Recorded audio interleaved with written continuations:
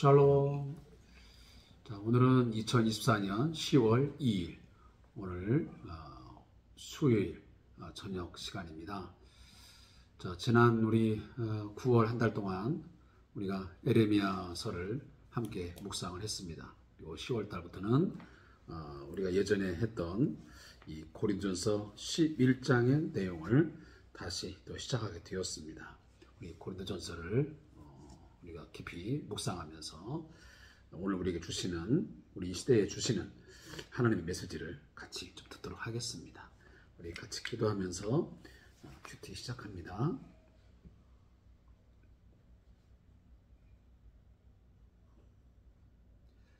저희의 영원한 아버지시여, 우리의 참 목자가 되시는 하나님 아버지, 여기까지 저희의 삶을 인도하시고 보호해 주셔서 감사합니다. 9월 한 달 동안 짧은 시간들이지만 에레미야서를 통해서 오늘 우리 한국 사회에, 또 우리 한국 교회에, 또 우리 개인적으로 주시는 하나님의 말씀을 듣게 하시니 감사합니다. 우리 에레미야서를 통해서 보듯이 지금의 때가 어떤 때이고 또 어떤 상황인지를 직시하고 우리가 하나님 앞에 회개하며 하나님의 엄중한 심판, 또 하나님께서 징계하시면 그 징계의 수위가 얼마나 강하며 얼마나 무서운지를 알고 우리가 하나님 앞에 더욱더 회개하는 마음으로 하루하루 살게 해 주시옵소서. 오늘도 고린도전서를 함께 묵상하게 되었습니다. 오늘도 고린도전서를 통하여 내게 주시는 말씀, 우리 가정과 또 교회에 주시는 말씀 마음에 잘 새기고 이 말씀대로 살아 하나님의 기쁨이 되는 삶을 살아드리게 하옵소서. 예수님의 이름으로 기도합니다. 아멘. 자, 하나님 말씀은 고린도전서 11장 17절부터 34절까지 말씀을 읽겠습니다. 고린도전서 11장 17절부터 우리 같이 말씀을 읽어 가도록 하겠습니다. 마지막 절 34절까지. 자, 우리 신약성경 276페이지 있습니다. 자, 두드러기면 여러분들이 입을 열어서 말씀을 같이 읽어야 됩니다. 눈으로만 읽지 말고요. 제가 어르신들한테도 주일날 꼭 말씀을 따라서 이렇게 하라고 그래요. 왜 그러냐? 우리가 단순히 듣는 데서 그치면 안 됩니다. 우리가 듣고 읽고 또 말을 하는, 이걸 통해서 우리가 이 뇌를 자극하게 되고 또 인지 능력을 유지하고 향상하는 데 큰 도움이 됩니다. 그런 의미에서도 우리 함께 말씀을 또박또박 우리가 같이 읽으면서 우리 묵상했으면 좋겠습니다. 같이 읽습니다. 내가 명하는 이 일에 너희를 칭찬하지 아니하나니 이는 너희 모임이 유익이 못되고 도리어 해로움이라. 먼저 너희가 교회에 모일 때에 너희 중에 분쟁이 있다 함을 듣고 어느 정도 믿거니와 너희 중에 파당이 있어야 너희 중에 옳다 인정함을 받은 자들이 나타나게 되리라. 그런즉 너희가 함께 모여서 주의 만찬을 먹을 수 없으니 이는 먹을 때에 각각 자기의 만찬을 먼저 갖다 먹으므로 어떤 사람은 시장하고 어떤 사람은 취함이라. 너희가 먹고 마실 집이 없느냐? 너희가 하나님의 교회를 업신여기고 빈궁한 자들을 부끄럽게 하느냐? 내가 너희에게 무슨 말을 하랴? 너희를 칭찬하랴? 이것으로 칭찬하지 않노라. 내가 너희에게 전한 것은 주께 받은 것이니 곧 주 예수께서 잡히시던 밤에 떡을 가지사 축사하시고 떼어 이르시되 이것은 너희를 위하는 내 몸이니 이것을 행하여 나를 기념하라 하시고 식후에 또한 그와 같이 잔을 가지시고 이르시되 이 잔은 내 피로 세운 새 언약이니 이것을 행하여 마실 때마다 나를 기념하라 하셨으니 너희가 이 떡을 먹으며 이 잔을 마실 때마다 주의 죽으심을 그가 오실 때까지 전하는 것이니라. 그러므로 누구든지 주의 떡이나 잔을 합당하지 않게 먹고 마시는 자는 주의 몸과 피에 대하여 죄를 짓는 것이니라. 사람이 자기를 살피고 그 후에야 이 떡을 먹고 이 잔을 마실지니 주의 몸을 분별하지 못하고 먹고 마시는 자는 자기의 죄를 먹고 마시는 것이니라.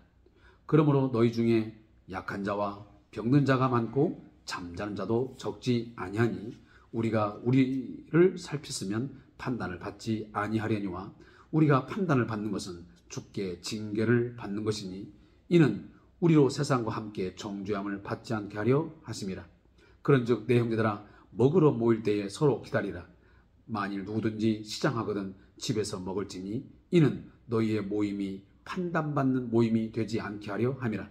그 밖의 일들은 내가 언제든지 갈 때에 바로 잡으리라. 아멘.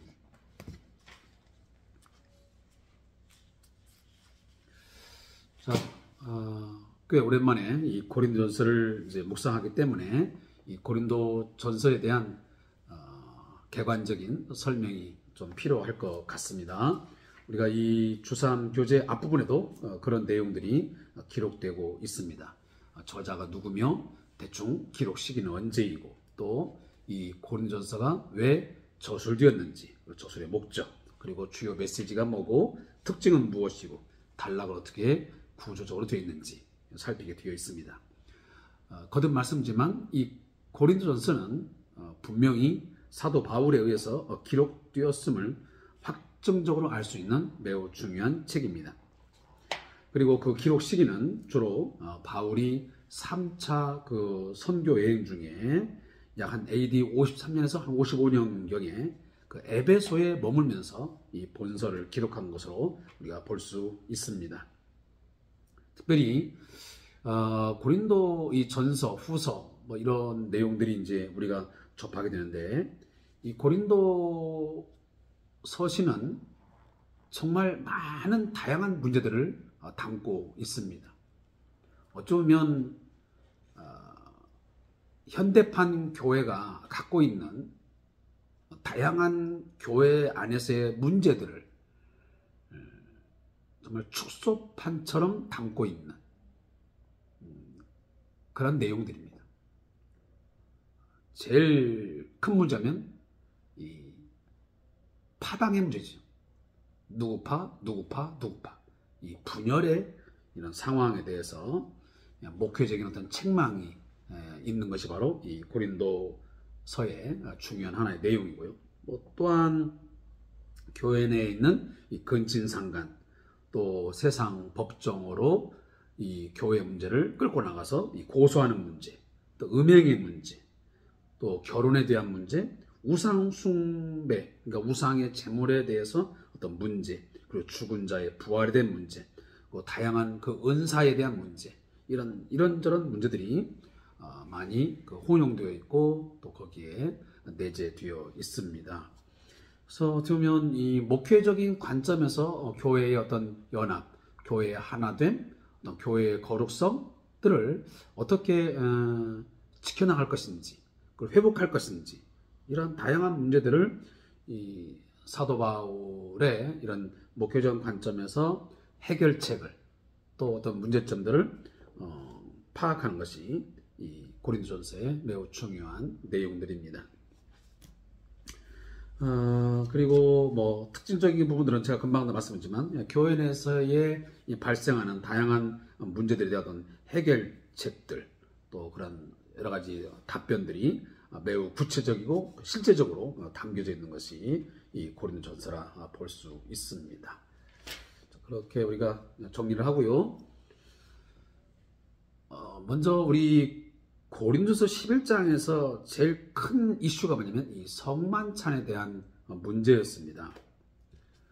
지금 우리 한국교회 내에서 성만찬이 그리 많이 행해져 가고 있지 않습니다. 아마 우리 한국교회가 처음 태동할 때, 초대교회 시절 때, 그리고 과거의 유럽에서도 보면 이 교회가 처음 굉장히 크게 부흥하고 또 발전할 때, 이 시기에 이 성만찬이 굉장히 중요하게 다뤄졌고 그 성만찬이 또 행해졌습니다. 그런데 어떤 이유인지는 정확히는 모르겠지만 요즘 현대인들이 교회 공동체 안에서 아마 예배생활 하면서 성만찬 하는 것은 1년에 뭐 많이 해봐야 한 뭐 4-5번 정도 하면 많이 하지 않나 그래요. 어떤 교회들은 뭐 신년 때 한번 하고, 그다음에 우리 뭐 고난주간 때 한번 하고요. 그리고 뭐 추수감사 줄 때, 그리고 뭐 또 1년에 뭐 어떤 세례자들을 위해서 뭔가 할 때에 중간중간에 이렇게 성만찬이 이루어지는 경우가 있습니다. 그럼 우리가 이 종교개혁 당시에도 보면 거의 매주마다 성만찬이 이루어지기도 했습니다. 그런데 지금 이 고린도 교회 안에 들어와 보면 이 성만찬이 행해지면서 뭔가 왜곡된 이런 부분들이 꽤 문제로 부각이 된 것 같습니다. 그러니까 여기 본문에 나와 있지만, 그러니까 가난한 자든 부한 자든 아마 이런 사람들이 고린도 교회 공동체 안에 같이 섞여져 있었겠죠. 유대인도 있고 이방인도 있고, 그리고 가난한 자도 있고 부한 자들도 이제 하나가 되어서, 예수 안에서 하나가 되어서 이제 공동체가 예배를 합니다. 근데 그때마다 아마 이 성만찬이 행해졌습니다. 행해졌는데 그 성만찬이 행해짐에도 불구하고 여전히 교회 내에서 분열이 심각했습니다. 우리가 알다시피 이 성만찬이라고 하는 것은 이 하나됨, 그러니까 예수 그리스도 안에서 일치성, 연합, 이것이 굉장히 중요한 의미거든요. 이방이든 유대인이든 남녀노소를 불문하고 누구든지 예수 안에서는 우리는 하나다. 한 공동체이다. 우리는 한 몸이다. 그리스도를 머리로 하여 우리는 피를 나눈 그리스도의 피로 우리가 맺어진 중요한 언약 공동체이다. 하나님의 백성이다. 라고 하는 것이 이 성만찬의 중요한 의미거든요. 예수님이 십자가의 죽으심을 통해서 우리는 그 안에서 모두가 다 죄 사함 받았고, 그래서 우리는 모두가 다 하나이다. 그런데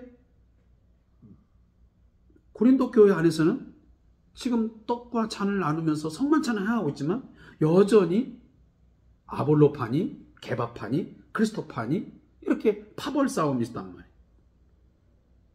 그러니까 이렇게 너희 중에 분쟁이 있으면서 성만찬을 행한다는 것은, 이것은 뭔가 너희들이 잘못을 저지르고 있는 것이다.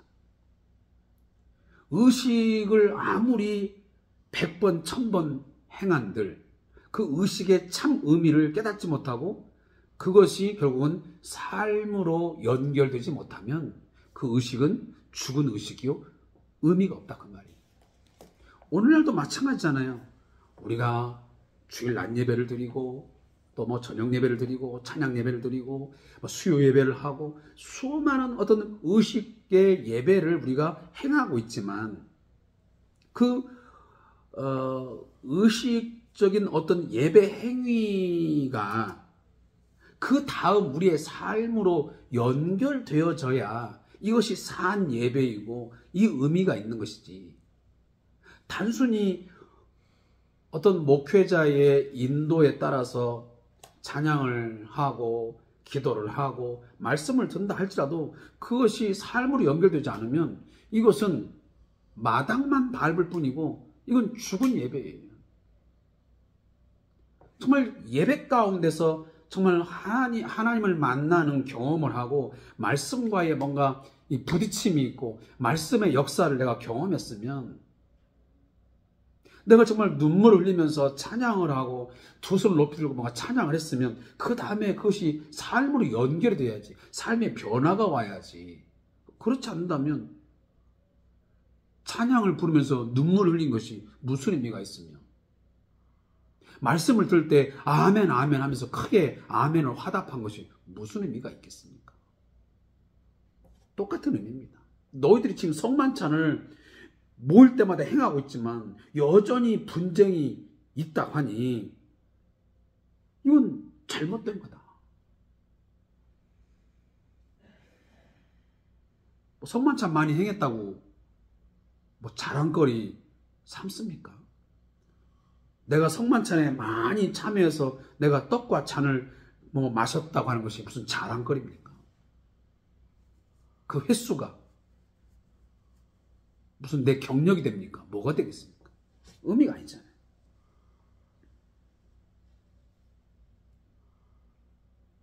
그리고 또 하나는 보면 지금 이 가난한 자와 부한 자들이 지금 성만찬을 하기 위해서 모였는데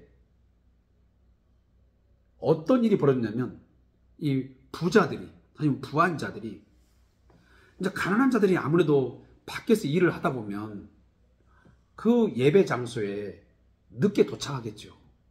그렇지 않습니까? 부자들이야, 돈이 많은 사람들이야 모여지는 것에서 시간적인 여러 가지 제약이 좀 덜 하잖아요.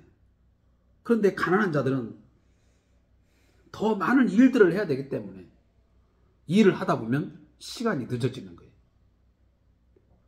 근데 문제는 이 부자들이, 이 부한 자들이 빈궁한 자들이 오는 시간을 기다려주지 않고 그냥 이 성만찬과 그 식사를 같이 해버린 거예요.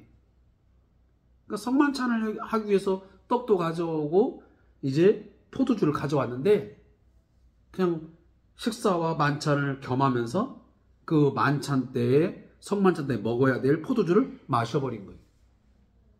그러니까 가난한 자들이 오기 전에 이미 다 그들은 취해 있어요. 포도주에 취해 있단 말이에요. 지금 그 이야기를 하고 있는 거예요. 그래서 이는 먹을 때 각각 자기의 만찬을 먼저 갖다 먹으므로 어떤 사람은 시장하고 어떤 사람은 취합니다. 그러니까 가난한 자들은 늦게 와서 보니까 이미 떡도 먹고 또 포도주를 마셔버렸어요. 먹을 게 없어요. 그 사람들은 시장해. 어떤 사람은 취해버렸어요. 미리 먹고 취해버렸다 그 말이에요. 근데 사도 바울이 너무 화가 나니까 너희가 먹고 마실 집이 없느냐? 너희가 하나님의 교회를 업신여기고 빈궁한 자들을 부끄럽게 하느냐? 굉장히 강한 어조로 질책을 합니다. 책망을 합니다. 먹고 마실 집이 없어서 너희들이 하나님의 교회로 모일 때에 그런 행위를 하고 있느냐? 말도 안 되는 그 짓을 하고 있느냐? 그래서 내가 너희에게 무슨 말 하랴? 너희를 칭찬하랴? 이것을 칭찬하지 않노라. 너희들 이 악행을 보고 내가 칭찬할 수 있겠느냐? 그럴 바에는 주의 만찬을 먹을 수가 없단 말이에요. 그렇게 해서 함께 모여서 함께 만찬한다면 하지 말아야 된다는 것을 오늘 어필하고 있는 거죠.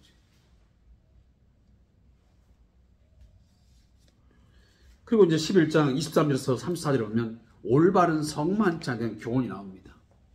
자, 앞에 부분은 이 지금 잘못된 어떤 성만찬의 관행들, 그리고 습관적으로 행해지고 있는 이 악행들을 사도 바울이 강하게 질책을 하면서 이 성만찬의 참된 의미가 무엇인지를 재설명을 합니다. 23절입니다. 내가 너희에게 전한 것은 주께 받은 것이니 곧 주 예수께서 잡히던 밤에 떡을 가지사. 내가 너희에게 전해준 이 성만찬의 의식은 내가 고안하고 내가 만들어서 임의적으로 준 게 아니고 이것은 주께 받은 것이다.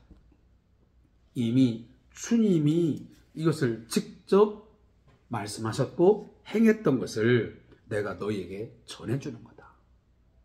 근데 그 내용이 뭔 줄 아니? 예수님께서 잡히기 전에 제자들과 함께 만찬을 베풀었는데 그때 밤에 떡을 가시고 축사하신 뒤에 이것은 내 몸이다. 그리고 이것을 행해서 나를 기념. 그럼 나를 뭔 기념하는 거예요? 자신의 몸과 피, 몸이 찢기고 피를 흘리는 그 모든 행위가 결국은 새 언약을 이루시기 위한 하나의 방편이었습니다. 여러분, 언약이라고 하는 것은, 이 커버넌트라고 하는 이 언약의 가장 중요한 핵심 내용이 뭐냐면 관계 회복이에요. relationship recovery라고 하는 이 관계 회복. 깨어져 버린, 망가져 버린 하나님과 인간, 인간과 인간의 관계를 다시 회복하는 것이 언약의 가장 중요한 핵심이라고 말이에요.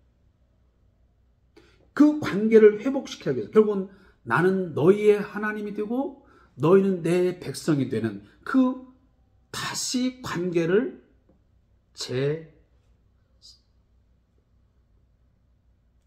성립시키는 그 일을 위해서 결국은 새 언약의 제물로서 누가 죽으신 거예요?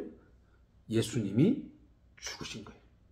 새 언약을 통하여 하나님과 죄인과의 관계를 다시 정상화시키고 인간과 인간의 관계를 또 인간과 자연 이런 관계들을 다시 샬롬, 다시 완벽한 완전한 조화를 이루기 위해서 결국은 예수님 자신이 십자가에서 피 흘려 몸이 찢기시고 당신의 피를 흘려주셔서 그 생명을 바치심으로 온전한 관계 회복이 있게 만드시는 구원을 이루신 거라고 말이에요. 결국은 이 구원이라고 하는 것은 결국은 관계 회복이라고 말해도 틀림이 없어요. 왜 구원이 필요하냐라고 할 때 관계가 깨어졌기 때문에 그 관계를 다시 원상 회복시키기 위해서는 반드시 그것이 필요했던 거예요. 과거에는 옛 언약하에서는 동물의 제사가 필요했고 또 곡물의 제사가 필요했지만 이런 그런 제사들을 다 이제는 끝을 내고 그것이 결국은 표상했던 예수 그리스도의 십자가의 그 죽으심, 그것이 결국은 새 언약의 제사가 된 거예요. 그래서 예수님은 새 언약의 제물로서 제사가 드려진 거라 그 말이야. 누구 앞에? 하나님께 드려짐으로 우리로 하여금 그 새 언약 하에서의 복을 누리게 한 거죠. 새 언약의 그 언약의 피를 흘려주시고 그 몸을 찢기심을 통해서 우리는 죄 사함을 얻게 되었고 그 사죄의 은총의 결과로 우리는 하나님 앞에 거룩한 백성이 된 거예요. 내가 거룩한 삶을 살았기 때문에 된 게 아니라 그 말이에요. 내가 완벽하고 온전한 삶을 살아드렸기 때문에 내가 거룩한 백성이 된 것이 아니고요. 예수의 그 거룩한 피가 그 보혈이 흘려지고 그 보혈이 발라짐을 통해서 내가 거룩한 자로 여겨진 거죠. 정죄 받아 죽음에 이르렀던 우리들이 이제는 예수 안에서 결코 정죄함이 없이 우리가 의인이 되어서 이제는 하나님의 자녀로서 영생을 누리게 되었고 또 그 의로운 자가 그 거룩한 백성이 갈 수 있는 저 천국을 우리가 소유하게 된 줄로 믿습니다. 그래서 오늘 사도 바울이 그 이야기를 쭉 하고 있는 거예요. 떡, 잔, 이 모든 것이 주의 몸과 피에 대하여 너희가 만약 그런 것들 잘 모르고 떡이나 잔을 먹고 마시면 뭐 하는 거다? 주의 몸과 피에 대하여 죄를 짓는 것이다. 지금도 마찬가지예요. 지금도 우리 과거에 보면 성만찬 할 때 너무 쉽게 생각하고 너무 가볍게 성만찬에 참여하는 사람들이 있습니다.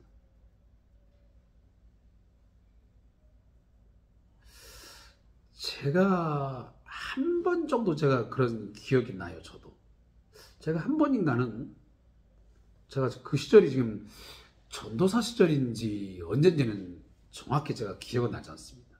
그때는 제가 너무 양심적으로 제가 뭔가가 안 되어서 그때 제가 성만찬을 은연중에 제가 피한 적이 있습니다.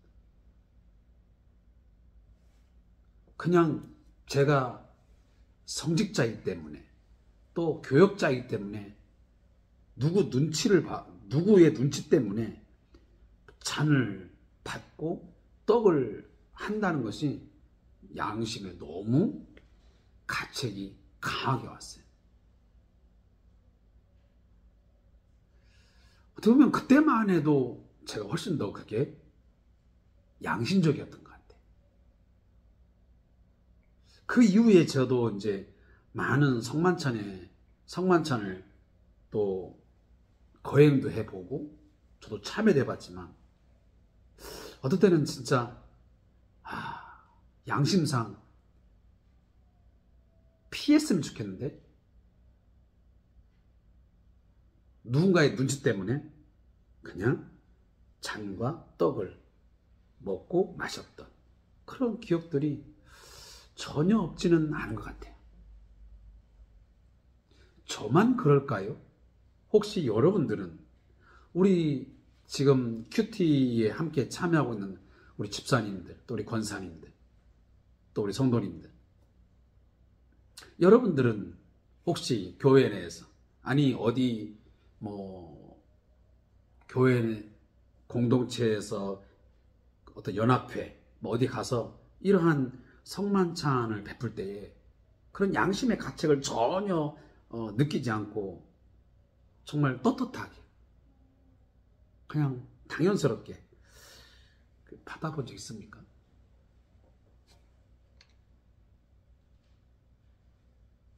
정말 주의 몸을 분별하지 못하고 먹고 마신 자는 자기의 죄를 먹고 마시는 것이다. 죄를 먹고 마실 수 있어요. 나를 돌아보지 않고. 사실 우리가 성만찬을 이렇게 하기 전에 충분하게 이 잔과 이 떡을 마시기 전에 정말 십자가의 은혜에 대해서 그 십자가의 사랑에 대해서 깊이 묵상하고 정말 감사하고 죄에 대해서 철저하게 내가 회개하는 마음 갖고 그러면서 우리가 성만찬에 참여해야지. 그냥 교회 내에서 한 달 전에 얼마 전에 광고를 하고 또 이렇게 행해지니까 그래서 내가 이 교회 내에서 내가 어떤 위치인데 내가 누군데 그냥 막연하게 크게 생각하지 아니하고 떡과 잔을 먹고 마신다면 그건 오늘 말씀에 있는 내용과처럼 결국은 자기를 살피지 않고 먹었기 때문에 죄를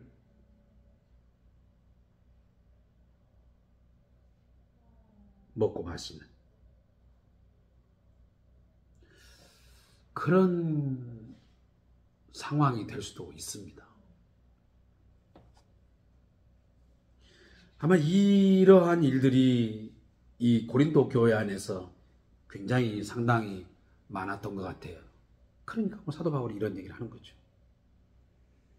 그렇게 자기 일을 살피지 않고 주의 몸을 분별하지 못하고 그냥 먹고 마시고 그냥 배가 고파서 먹고 죄책감도 없이 그냥 죄에 대한 진정한 회개도 없고 십자가의 은혜를 기억하지도 않고 그냥 먹고 마시고 또 취하고 배고픔을 채우고 그러니 얼마나 화가 났으면 예수님이 오늘 사도 바울이 그랬어요.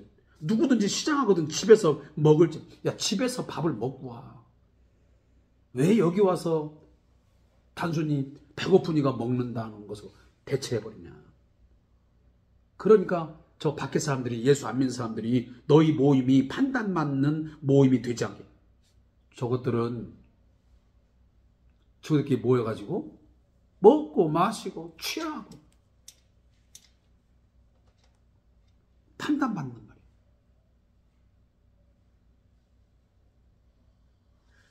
우리도 교회 공동체 안에서 좀 그런 부분에 대해서 좀 신중하게 생각하고 성만찬이 행해진다면 사실 큰 신앙의 유익이 있습니다. 이 성만찬을 사실 할 수만 있으면 매주 하면 좋지요. 정말 거룩하게 구별되게 정말 경건한 마음으로 이 성만찬이 행해지고 참여한다면 이것만큼 좋은 사실 교육이 없어요. 십자가의 은혜에 대한 교육. 자, 그럼 오늘 우리 함께 생각했으면 좋겠습니다. 저자의 묵상하고 마치겠습니다. 성만찬은 눈으로 볼 수 있는 복음입니다. 성만찬의 핵심은 예수님의 십자가 죽음이 가져온 구원과 은혜입니다. 즉 우리가 얻게 된 구원은 큰 희생을 통해서 얻은 귀한 것입니다.